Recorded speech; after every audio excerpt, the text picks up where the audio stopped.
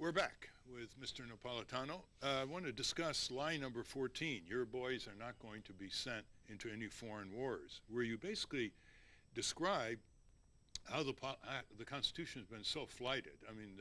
Flouted. The declaration of war doesn't really exist. It's been neutered by an abdication by Congress. Bruce Fein has written a lot about this, Right. and he thinks that Congress has turned itself into an ink blot, and it is abdicating its constitutional duties and responsibilities to the White House, which centralizes power in the White House. Could you explain lie number 14? I'm a great admirer of Bruce Fein's work, and he has pointed out in an academic and intellectual way the abdication of the Congress of its constitutional role of declaring war. The Congress did a couple things. In reaction to some of the things President Nixon did, it enacted the War Powers Act, which of course he vetoed, and then his veto was overridden. They thought they were enacting the War Powers Act in order to restrain the president. Like a lot of legislation, had the unintended consequence of unleashing the president. So under the federal law, the president of the United States could fight any war he wants for 180 days, mobilize all the human beings he wants and all the material he wants, and doesn't need the consent of anybody. That's a violation of the Constitution. A 180-day war is a war, no matter what you call it.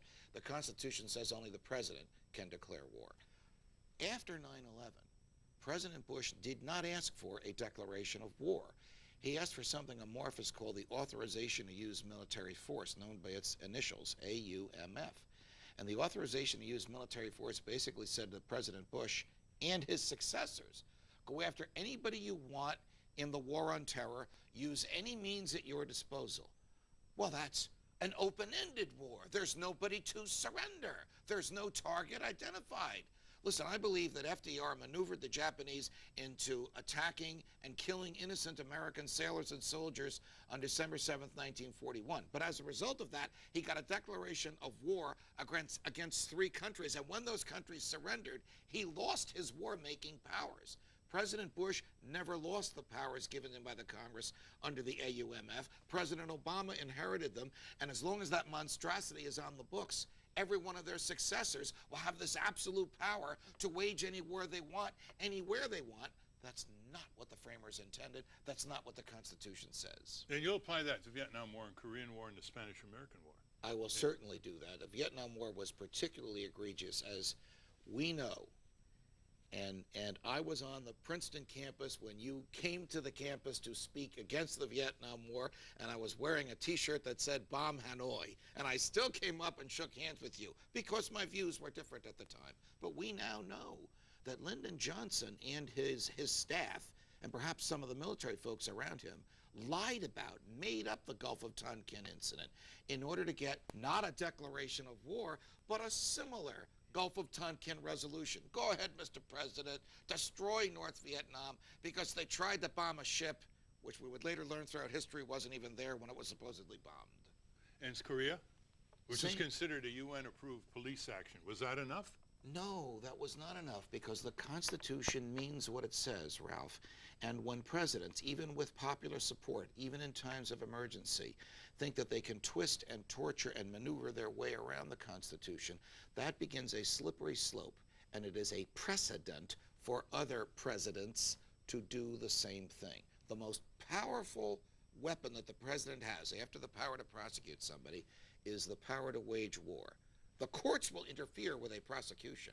The courts will never interfere with a war. Why? War is the health of the state. War lets the state regulate human behavior.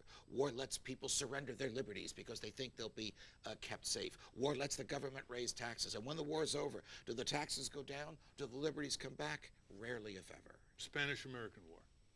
Well, I don't discuss the Spanish-American War in here, but we do know from history that the Spanish-American War was concocted by President McKinley, because wartime presidents are powerful presidents, and the state is treated with grandiosity during a time of war. Again, the ship that supposedly blew up in Havana Harbor. You know, there's a lot of evidence that that ship was blown up by our own people. The Lusitania at World War I.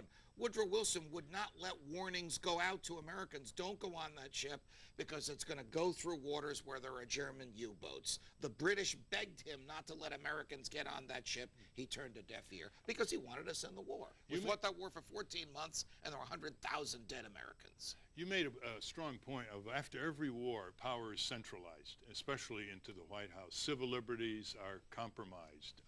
Fear is spread. In fact, you said the basis of government is fear by the people.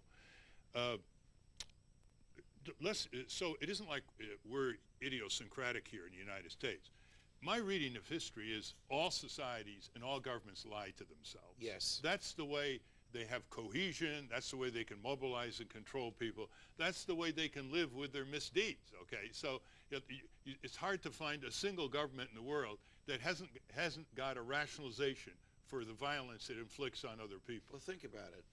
The same generation, in some cases the same human beings who wrote Congress shall make no law abridging the freedom of speech, also wrote the Alien and Sedition Acts, which made it a felony to put the government into disrepute by the use of your words. How could the same people do that?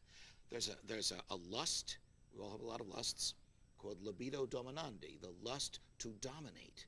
And this draws people to government. It draws to government people that have this lust. Which gets us right into your strong criticism of the Patriot Act and FISA, the so-called surveillance law, and what happened after 9/11. And lie 16 is the right of the people to be secure. Okay, so you want to elaborate that? You know, the Patriot Act is the greatest abomination in American history, in my view, talking about legislative history, after the Alien and Sedition Acts. It was passed by overwhelming majorities in the Congress with no debate. Members of the House had 15 minutes to read it.